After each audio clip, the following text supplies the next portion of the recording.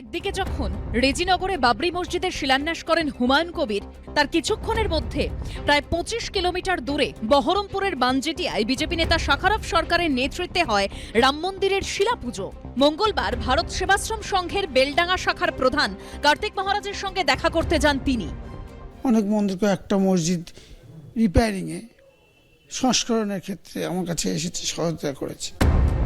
মুর্শিদাবাদে হুমায়ুন কবিরের প্রস্তাবিত বাবরি মসজিদের সবে শিলান্যাস হয়েছে।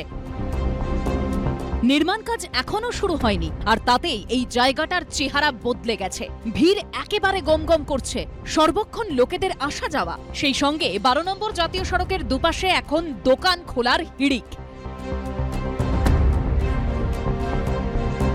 এখনো পর্যন্ত মসজিদের কাঠামো তৈরির কাজ শুরু হয়নি, আর তার আগেই জায়গা চিহ্নিত করে সেখানে খুঁটি পুঁতে এবং সেখানে দড়ি দিয়ে ঘিরে সেই জায়গা নিজেদের আয়ত্তে নেওয়ার কাজ শুরু করেছে।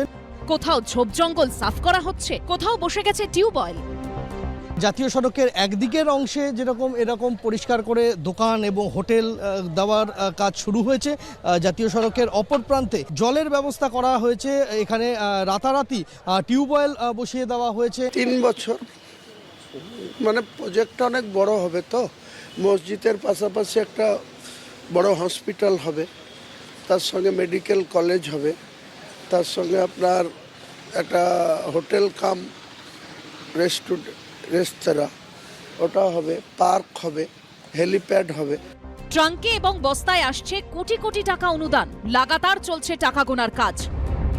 শুধু অবশ্য টাকাই নয়, ইট সিমেন্ট যে যা পারছেন তাই দিয়ে যাচ্ছেন প্রস্তাবিত বাবরি মসজিদের জন্য।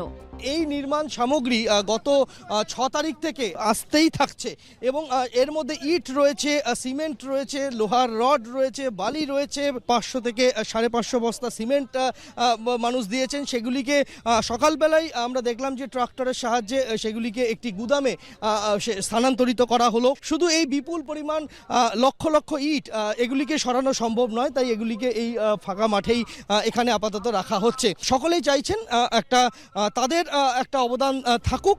শনিবার একদিকে যখন রেজিনগরে বাবরি মসজিদের শিলান্যাস করেন হুমায়ুন কবির, তার কিছুক্ষণের মধ্যে প্রায় ২৫ কিলোমিটার দূরে বহরমপুরের বানজেটিয়ায় বিজেপি নেতা শাখারফ সরকারের নেতৃত্বে হয় রাম মন্দিরের শিলাপুজো।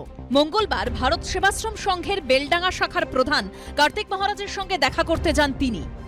অনেক মন্দিরকে একটা মসজিদ রিপেয়ারিংয়ে সংস্করণের ক্ষেত্রে আমার কাছে এসেছে, সহায়তা করেছে। আমাদের নামের ক্ষেত্রে একটু অসুবিধা আছে। মহারাজজির কাছে আমি সহযোগিতা চাইব, উনি ওনার মতো করে যদি যতটুকু পারবেন সেইটুকু ওনার কাছেও সৎ পরামর্শ নেব, কিভাবে কি করা যায় না করা যায়। যে ব্যক্তিগতভাবে যদি কেউ করতে চান, আপত্তির কোনো কারণ নেই, তিনি করতেই পারেন। তার মনের সদিচ্ছা সদ্ভাব তার ভিতরে সৃষ্টি হয়েছে, খুবই ভালো কথা, আনন্দের কথা, এবং সেটাতে মানুষ সাহায্য করবেন নিঃসন্দেহে। সব মিলিয়ে মন্দির মসজিদের টক্করে মুর্শিদাবাদের রাজনীতি এখন সরগরম। সন্দীপ সরকার ও পার্থপ্রতিম ঘোষের রিপোর্ট, এবিপি আনন্দ।